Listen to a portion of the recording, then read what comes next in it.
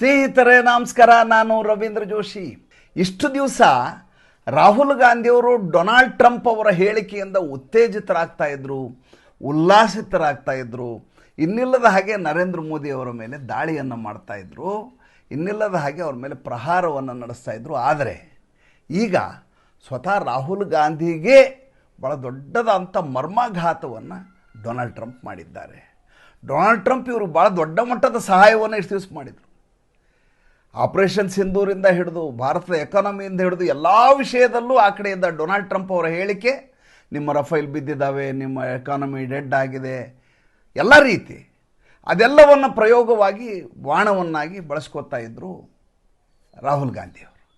ಈಗ ಅದೇ Donald Trump Rahul Gandhi ತಲೆ ಎತ್ತಲಾರದ ಹಾಗೆ ಮಾಡಿದ್ದಾರೆ. ಒಂದು ದೊಡ್ಡ ಅಸ್ತ್ರವನ್ನು ಡೊನಾಲ್ಡ್ ಟ್ರಂಪ್ ಕಿತ್ಕೊಂಡ್ಬಿಟ್ಟಿದ್ದಾರೆ. ಏನು ವಿಷಯ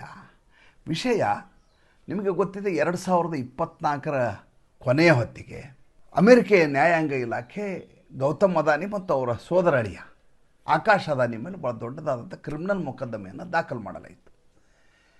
ಇವರು ಭ್ರಷ್ಟಾಚಾರ ನಡೆಸಿದ್ದಾರೆ, ಹೂಡಿಕೆದಾರರಿಗೆ ಮೋಸ ಮಾಡಿದ್ದಾರೆ, 2200 ಕೋಟಿ ರೂಪಾಯಿ ಲಂಚವನ್ನು ಅಧಿಕಾರಿಗಳಿಗೆ ಕೊಟ್ಟು ಕಾಂಟ್ರಾಕ್ಟ್ ತೆಗೆದುಕೊಂಡಿದ್ದಾರೆ.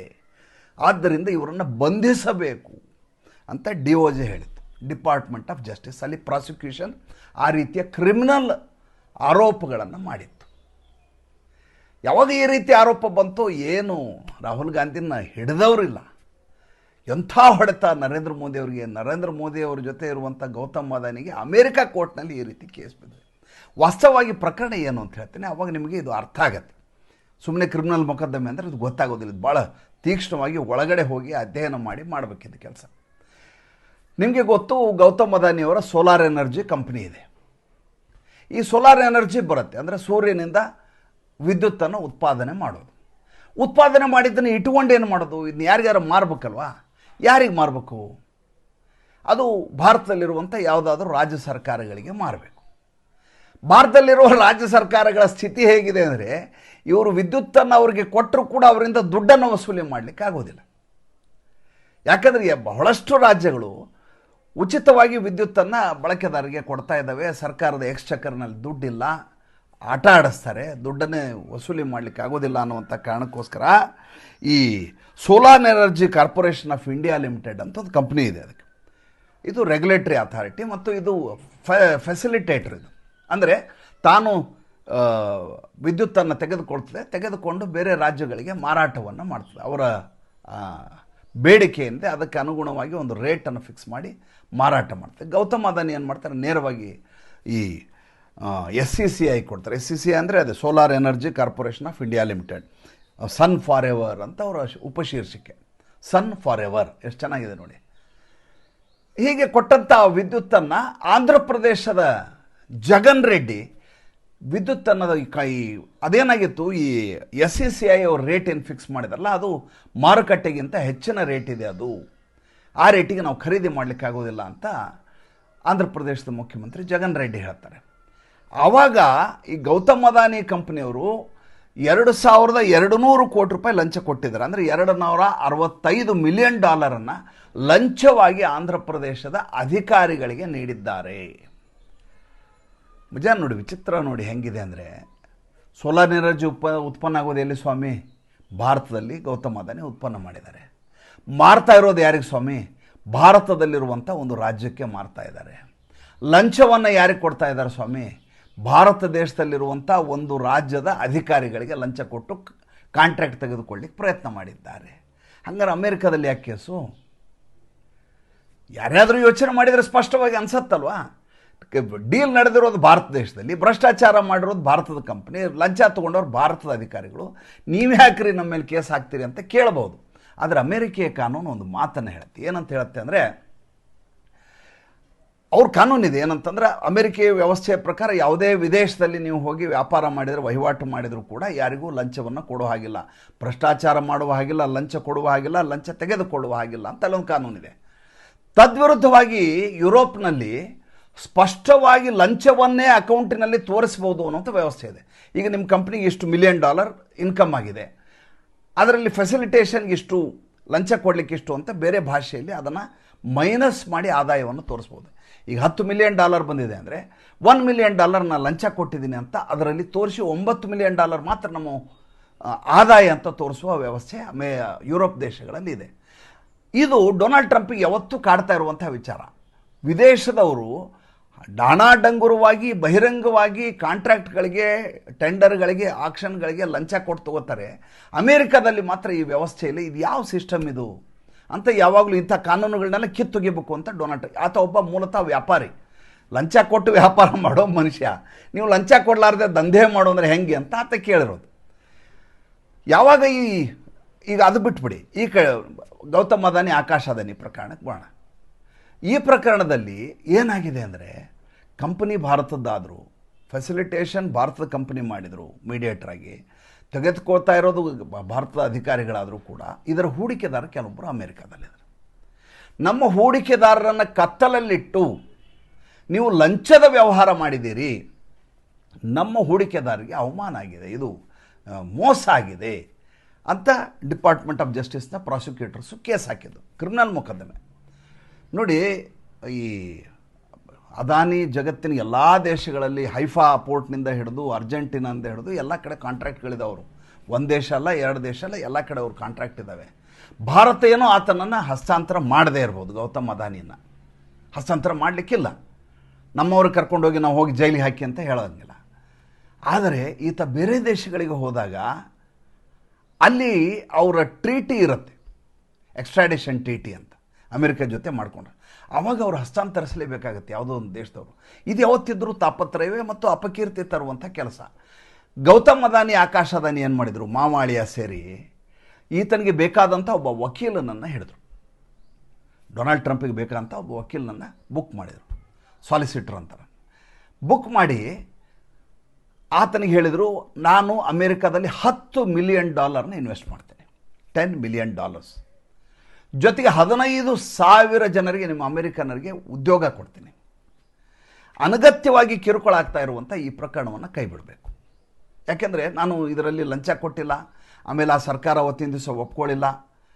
ಮುಂದಿನ ಬಂದಂಥ ಸರ್ಕಾರ ಚಂದ್ರಬಾಬು ನಾಯ್ಡು ಅದೇ ಗೌತಮ್ ಅದಾನಿ ಜೊತೆ, ಯಾವ ಚಂದ್ರಬಾಬು ನಾಯ್ಡು ಜಗನ್ ರೆಡ್ಡಿಯ ಮೇಲೆ ಭ್ರಷ್ಟಾಚಾರದ ಆರೋಪ ಮಾಡಿದರು, 2,200 ಕೋಟಿ ರೂಪಾಯಿ ಹಗರಣ ಮಾಡಿದ್ದೀರಿ ನೀವು ಅದಾನಿ ಕಂಪ್ನಿ ಜೊತೆ ಅಂತ ಹೇಳಿದವರು, ಮುಂದೆ ಸರ್ಕಾರ ಅವ್ರದ್ದು ಬಂದಾಗ ಅದೇ ಗೌತಮ್ ಅದಾನಿ ಕರ್ಕೊಂಬಂದು ಇನ್ವೆಸ್ಟ್ ಮಾಡಿಸ್ತಾರೆ. ನೋಡಿ, ನಾವು ಎಷ್ಟೇ ಸಿದ್ಧಾಂತ ಮಾತಾಡಬಹುದು, ಒಂದು ದೇಶದಲ್ಲಿ ಉದ್ಯಮಪತಿಗಳಿಲ್ಲದೆ ಹೋದರೆ, ಇಂಡಸ್ಟ್ರಿಯಲಿಸ್ಟ್ ಇಲ್ಲದೆ ಹೋದರೆ ದೇಶ ಬೆಳೆಯೋದು ಹೇಗೆ? ಟಾಟಾ, ಬಿರ್ಲಾ ಇವರೆಲ್ಲ ಇರಲೇಬೇಕು. ಅವರು ಇಂಡಸ್ಟ್ರಿಗಳನ್ನು ಹಾಕಿ, ಅವರು ಉದ್ಯೋಗಗಳನ್ನು ಸೃಷ್ಟಿ ಮಾಡಿ, ಅವರು ವಿದೇಶಗಳಿಗೆ ರಫ್ತು ಮಾಡಿ, ಅದರಿಂದ ನಮಗೆ ಡಾಲರ್ ಬರೋ ಹಾಗೆ ಮಾಡಿ, ನಮ್ಮ ದೇಶದ ಉತ್ಪನ್ನಗಳನ್ನು ತಯಾರು ಮಾಡಿ, ನಮ್ಮವ್ರಿಗೆ ಕೆಲಸ ಕೊಟ್ಟರೆ ದೇಶ ಉದ್ಧಾರ ಆಗುತ್ತೆ. ನಾವು ಕೊಡೋ ಟ್ಯಾಕ್ಸನ್ನು ಇವರು ಸೋಷಿಯಲ್ ರಿಫಾರ್ಮೇಷನ್ ಅಂಥೇಳಿ ತಮ್ಮ ಪುಕ್ಷಟ್ಟೆ ಯೋಜನೆಗಳಿಗೆ ಹಂಚಿಬಿಡ್ತಾರೆ. ಸರ್ಕಾರ ಎಂದೂ ಅಭಿವೃದ್ಧಿ ಮಾಡಲಿಕ್ಕೆ ಸಾಧ್ಯ ಇಲ್ಲ. ಯಾವಾಗಲೂ ಉದ್ಯೋಗಪತಿಗಳಿಗೆ ನೀವು ಅವಕಾಶ ಮಾಡಿಕೊಟ್ಟಾಗ ಅವರು ಹೊಸ ಹೊಸ ಇಂಡಸ್ಟ್ರಿಗಳನ್ನ ಹಾಕ್ತಾರೆ. ಮುಂಚಿನ ಕಾಲದಲ್ಲಿ ರಾಜರು ಯಾಕೆ ಉದ್ಯಮಪತಿಗಳನ್ನ ಕರೆಸಿ ಅವರಿಗೆ ದಸರಾ ದಿವಸ ಮೆರವಣಿಗೆ ಮಾಡಿಸಿ ಅವರಿಗೆ ಧರ್ಮರತ್ನಾಕರ ಅದು ಇದು ಅಂಥೇಳಿ ಯಾಕೆ ಸನ್ಮಾನ ಯಾಕೆ ಮಾಡ್ತಿದ್ರು? ಅಂದರೆ ನಮಗೆ ಟ್ಯಾಕ್ಸ್ ಕೊಡೋರನ್ನ ನಾವು ಗೌರವಿಸಬೇಕು ಅನ್ನೋದು ಉದ್ದೇಶ. ಫ್ಯಾಸಿಸಮ್ಮು, ಸೋಷಿಯಲಿಸಮ್ಮು ಅವೆಲ್ಲ ಸಿದ್ಧಾಂತಗಳು. ಯಾವಾಗ ಈ ರೀತಿಯಾದಂಥ ಆಫರನ್ನು ಗೌತಮ್ ಅದಾನಿ ಡೊನಾಲ್ಡ್ ಟ್ರಂಪ್ ಕೊಡ್ತಾರೋ, ಅರೆ ಪರವಾಗಿಲ್ವೇ 15,000 ಉದ್ಯೋಗಗಳು ಅಂದ್ಕೊಳ್ಳಿ ಖುಷಿ ಆಗ್ಬಿಡ್ತಾನೆ. ಯಾವ ರೀತಿ ವಜಾ ಮಾಡ್ತಾರೆ ಪ್ರಕರಣ ಅಂದರೆ, ಅಲ್ಲಿ ಒಂದು ಶಬ್ದವನ್ನು ಬಳಸಿದ್ದಾರೆ, ಪ್ರಿಜುಡಿಸ್ ಅಂತ ಬಳಸಿದ್ದಾರೆ. ಅಮೆರಿಕನ್ ಕಾನೂನಲ್ಲಿ ಪ್ರಿಜುಡಿಸ್ ಅನ್ನುವಂಥ ಶಬ್ದ ಯಾವ ಬಳಸ್ತಾರೆ ಅಂದರೆ, ಯಾವ ಆಧಾರದ ಮೇಲೆ ಈ ಪ್ರಕರಣವನ್ನು ವಜಾ ಮಾಡಲಾಗಿದೆ? ಮೊದಲನೇದಾಗಿ ಇದು ನಮ್ಮ ವ್ಯಾಪ್ತಿಗೆ ಬರೋದಿಲ್ಲ, ಕಾನೂನಿನ ವ್ಯಾಪ್ತಿಗೆ ಬರಲಾರದ ಪ್ರದೇಶದಲ್ಲಿ ಈ ಪ್ರಕರಣವನ್ನು ಹಾಕಲಾಗಿದೆ, ಆದ್ದರಿಂದ ಈ ಪ್ರಕರಣವನ್ನು ಕೈ ಬಿಡಲಾಗ್ತಾ ಇದೆ. ಎರಡನೇದ್ದು, ಇದಕ್ಕೆ ಬೇಕಾದಂಥ ಸಾಕ್ಷ್ಯಾಧಾರಗಳನ್ನು ಪ್ರೊಡ್ಯೂಸ್ ಮಾಡುವುದರಲ್ಲಿ ಪ್ರಾಸಿಕ್ಯೂಷನ್ ವಿಫಲ ಆಗಿದೆ, ಆದ್ದರಿಂದ ಈ ಎಲ್ಲ ಮೊಕದ್ದಮೆಗಳನ್ನು ಕೂಡ ಶಾಶ್ವತವಾಗಿ ವಜಾ ಮಾಡ್ತಾ ಇದ್ದೀವಿ. ಅಲ್ಲಿ ಪ್ರಿಜುಡಿಸ್ ಅನ್ನುವಂಥ ಶಬ್ದ ಇದೆ. ಯಾಕೆ? ಈಗೇನೋ ಡೊನಾಲ್ಡ್ ಟ್ರಂಪ್ ಮಾಡಿಬಿಟ್ರು, ನಾಳೆ ಮತ್ತೆ ಬಂದಂಥ ಹೊಸ ಸರ್ಕಾರ ಅಥವಾ ಈಗಿರುವಂಥ ಹೊಸ ನ್ಯಾಯಾಂಗ ಇಲಾಖೆ ಮತ್ತೆ ಹೊಸದಾಗಿ ಅದನ್ನು ರಿವ್ಯೂ ಪಿಟಿಷನ್ ಅಂತ ಹಾಕಬಾರ್ದಲ್ಲ ಅವ್ರ ಮೇಲೆ. ಅದಕ್ಕೆ ಶಾಶ್ವತವಾಗಿ ಪ್ರಕರಣವೇ ಇರೋದಿಲ್ಲ. ಇದ್ರ ಜೊತೆ ಇನ್ನೊಂದು ಪ್ರಕರಣ ಅವ್ರ ಮೇಲೆ ಸಿವಿಲ್ ಮೊಕದ್ದಮೆ ಐತಿ. ಏನಂದರೆ, ನಾವು ನಿರ್ಬಂಧ ಹೇರಿದಂಥ ಇರಾನ್ನಿಂದ ನೀವು ತೈಲವನ್ನು ಶಿಪ್ಮೆಂಟ್ ಮಾಡಿಸ್ಕೊಂಡಿದ್ದೀರಿ ಅಂತ. ಈಗೇನಾಗತ್ತೆ, ಈ ಪೈರೇಟ್ ವ್ಯವಹಾರ ನಡೀತದೆ. ಈಗ ಇರಾನು ತೈಲವನ್ನು ಎಲ್ಲ ದೇಶಗಳಿಗೆ ಮಾರಲಿಕ್ಕೆ ಆಗೋದಿಲ್ಲ, ನಿರ್ಬಂಧವನ್ನು ಹೇರಲಾಗಿದೆ. ಅವಾಗೇನು ಮಾಡ್ತಾರೆ, ಯುನೈಟೆಡ್ ಅರಬ್ ಎಮಿರೇಟ್ಸು ಇರಾನ್ನಿಂದ ತೈಲವನ್ನು ತರಿಸ್ಕೊತದೆ, ಟ್ಯಾಂಕರ್ನ ತೊಗೊಂಡು ತನ್ನ ಬಾವುಟವನ್ನು ಹಾಕಿ ತನ್ನ ತೈಲ ಅಂಥೇಳಿ ಉಳಿದ ರಾಷ್ಟ್ರಗಳಿಗೆ ಮಾರ್ತದೆ. ಇದು ರಷ್ಯಾ ಕೂಡ ಮಾಡುತ್ತೆ, ಇರಾನ್ ಮಾಡುತ್ತೆ, ಎಲ್ಲ ದೇಶಗಳು ಮಾಡ್ತವೆ ಇದನ್ನ. ಈ ಪೈರೇಟ್ ಮಾರ್ಕೆಟಿಂಗ್ ಮಾಡೋದು, ಪೈರೇಟ್ ಸೆಲ್ಲಿಂಗ್, ಇದು ಕಾಳದಂಧೆಯಲ್ಲಿ ತೈಲವನ್ನು ಮಾರೋದು. ಆ ಕೇಸಲ್ಲಿ ಒಂದು ಶಿಪ್ ಏನಿದೆ ಅದು ನೀವು ಇರಾನ್ನಿಂದ ಖರೀದಿ ಮಾಡಿದ್ದೀರಿ, ನೀವು ಸುಳ್ಳೆ ದುಬೈ ಅಂತ ಬೋರ್ಡ್ ಹಾಕ್ಕೊಂಡಿದ್ದೀರಿ ಅಂತ ಅದೊಂದು ಕೇಸ್ ಇತ್ತು. ಅದಕ್ಕೆ ಇವರಿಬ್ಬರು ದಂಡ ಕಟ್ಟಿ ಹೊರಗಡೆ ಬಂದರು. ಈಗ ಮುಂದೆ ಏನು ಹಂಗಾರೆ ಒಂದು ಬಹಳ ಮಹತ್ತರವಾದಂಥ ಒಂದು ಹೇಳಿಕೆಯನ್ನು ನಮ್ಮ ಪೆಟ್ರೋಲ್ ಮಿನಿಸ್ಟ್ರಿಯ ಜಾಯಿಂಟ್ ಸೆಕ್ರೆಟರಿ ಕೊಟ್ಟಿದ್ದಾರೆ ನಿನ್ನೆ. ನೋಡಿ, ಡೇ ಒನ್ನಿಂದ ಡೊನಾಲ್ಡ್ ಟ್ರಂಪು ಯಾವಾಗ ಆಪರೇಷನ್ ಸಿಂಧೂರ್ ಆಯಿತು ಆ ಕಾಲದಿಂದ ನಿರಂತರವಾಗಿ ಭಾರತ ಮೇಲೆ ದಾಳಿಯನ್ನು ಮಾಡ್ತಾನೆ ಇದ್ದಾರೆ, ನರೇಂದ್ರ ಮೋದಿ ಮೇಲೆ ದಾಳಿ ಮಾಡ್ತಾ ಇದ್ದಾರೆ.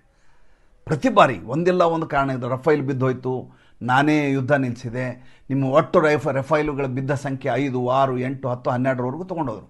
ಎಕಾನಮಿ ಡೆಡ್ ಎಕಾನಮಿ, ಏನೆಲ್ಲ ಹೇಳಲಿಕ್ಕೆ ಸಾಧ್ಯವೋ ಅಷ್ಟು ಆರೋಪಗಳನ್ನ ಹೊರಿಸಿದರು. ನರೇಂದ್ರ ಮೋದಿ ಚಕಾರ ಒಂದೇ ಒಂದು ಶಬ್ದವನ್ನು ಯಾವತ್ತೂ ಕೂಡ ಡೊನಾಲ್ಡ್ ಟ್ರಂಪ್ ಮೇಲೆ ಮಾತಾಡಿಲ್ಲ. ನೀವು ರಷ್ಯಾದಿಂದ ತೈಲವನ್ನು ತರಿಸುವುದನ್ನು ನಿಲ್ಲಿಸಬೇಕು, ಅದಕ್ಕೂ ಉತ್ತರ ಇಲ್ಲ. ನೀವು ತೈಲವನ್ನು ತರಿಸಿಕೊಳ್ಳಬಹುದು, ಅದಕ್ಕೂ ಉತ್ತರ ಇಲ್ಲ. ನೀವು ಇಷ್ಟೇ ತೈಲವನ್ನು ಇಲ್ಲಿಯೇ ತಿಂಗಳವರೆಗೂ ತರಿಸ್ಕೋಬೋದು, ಅದಕ್ಕೂ ಉತ್ತರ ಇಲ್ಲ. ರಾಹುಲ್ ಗಾಂಧಿ ಏನು ಮಾಡೋರು?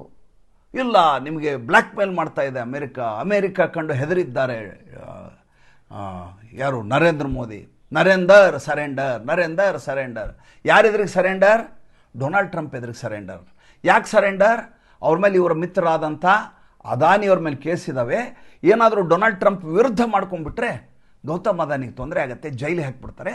ಅದಕ್ಕೆ ಇವ್ರು ಹೆದರಾಗಿ ಶರಣಾಗತಿಯಾಗಿ ಅವ್ರು ಹೇಳದಂಗೆ ಕೇಳಿಕೊಂಡು ಓಡಾಡ್ತಾ ಇದ್ದಾರೆ ನರೇಂದ್ರ ಮೋದಿ ಅಂತ.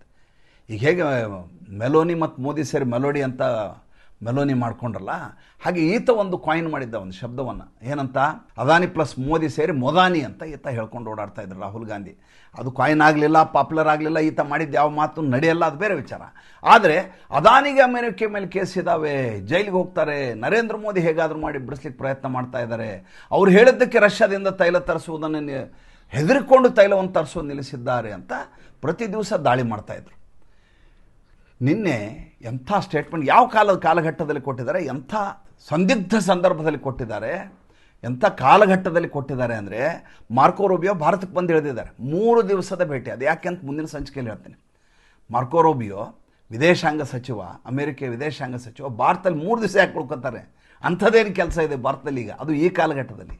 ಅದನ್ನು ಮುಂದಿನ ಸಂಚಿಕೆಯಲ್ಲಿ ಭಾನುವಾರದ ಹರಟೆಯಲ್ಲಿ ಹೇಳ್ತೀನನ್ನ.